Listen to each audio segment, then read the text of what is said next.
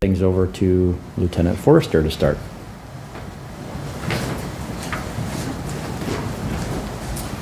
Thanks, Sam. Good morning. Rob Forster, F-O-R-S-T-E-R. I'm a lieutenant here with the Sioux Falls Police Department. And I just want to do kind of a recap and a little bit of information about a program that we started in the fall of 2023 known as the Sioux Falls Police Department Career Cadet Program. This was started in partnership with Southeast Technical College and the Sioux Falls Development Foundation in partnership with the City of Sioux Falls as well. Through this program, it helps to increase access to higher education here in Sioux Falls for community members that may be interested in a law enforcement career. The cadets will join us as a part-time employee through the City of Sioux Falls, which is a civilian role.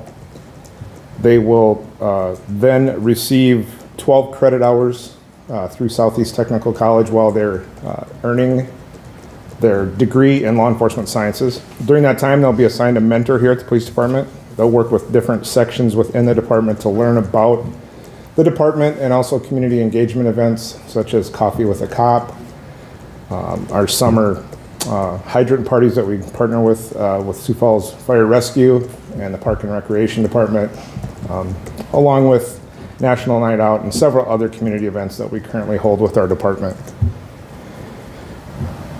When they leave this program, they'll have some professional experience about how the actual operation of the police department works within the community, and they'll also have a chance to become a Sioux Falls police officer with their degree from Southeast Technical College.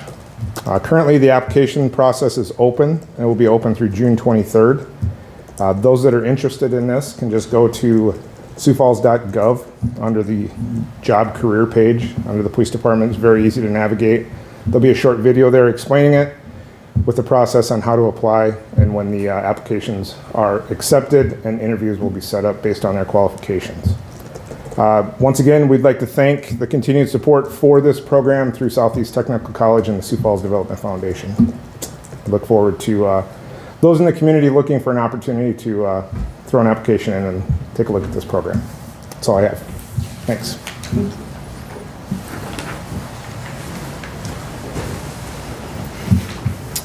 All right.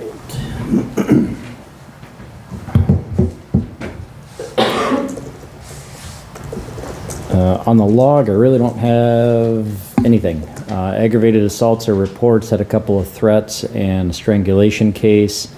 Nothing big from the disorderlies. Sex offenses, one was a report. The other was a guy that exposed himself. Vandalism's nothing concentrated in any area. So, but I know you guys have some questions for me, so fire away. Can you talk about the warrant service yesterday, about 3:40 p.m.? It was Marion Road and 44th. Yeah, it was actually the 3500 block of South Marion Road, and it was for Dustin Gallegos, who we had a warrant for him related to the shooting that took place a week ago Wednesday. So it was the, here it is. I don't have a whole lot of details on it. I do know that the Sheriff's Office Fugitive Task Force and the Sioux Falls Violent Crime Unit were working together to find him. They had information that believed he was inside an apartment, and they ended up finding him and arresting him for that warrant. I don't really have anything other than that, but... It was a peaceful ordeal, or? Let me see.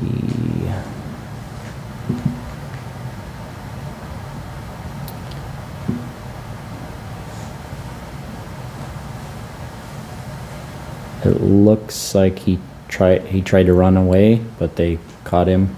So no injuries, no use of force at all. The woman he was with during the shooting, was she with him then, or was she kind of helping to say, this is where he is, this is where I think he is? No, I don't know where that information came from that led him to that specific apartment, but at the time of the shooting, he was with another woman. We ended up talking, our detectives talked to her at a later time, so we knew her knew who she was, knew where she was, so she wasn't at the apartment when this arrest took place. Okay, and so she will not be arrested, she's not, At this, I don't know, at this point, she's not been arrested or charged with anything. I don't know if there's any potential for anything. Talking to the detective, I don't believe so, but I can't say that for certain. So, but at this point, she hasn't been arrested or charged. We talked to her a couple of times, I believe, so. Can you tell us what he was charged with? The warrant was, is that what you're asking? Yeah. The warrant was, let me double check. I think it was 2 counts of aggravated assault, or alternate counts.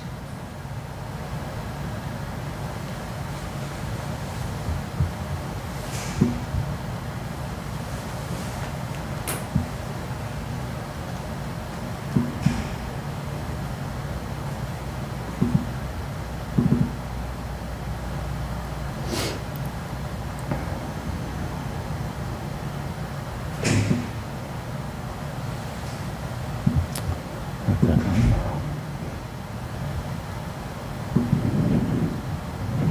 Yeah, 2 alternate counts of aggravated assault, and the warrant carried a $100,000 cash bond.